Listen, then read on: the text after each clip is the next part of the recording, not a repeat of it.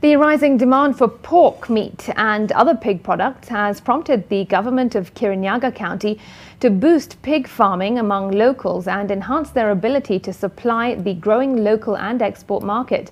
The pig rearing project is part of the country's Wezesha Kirinyaga empowerment program that supports farmers to diversify their agricultural production with an aim of improving their living standards.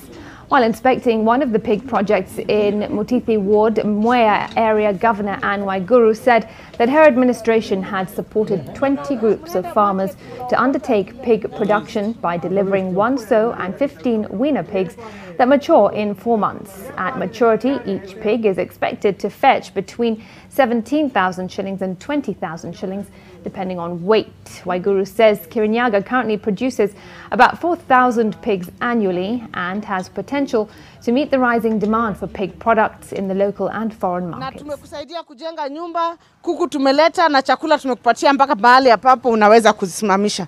Kwa hivyo hii maneno ya kuambiwa mtu utasaidiwa kupewa pesa ya cash, hakuna kitu ya cash ya serikali. Miradi ndio itatusaidia kututoa kwa umaskini. Ituongezee pesa mfukoni, vijana wetu waweze kujisimamia.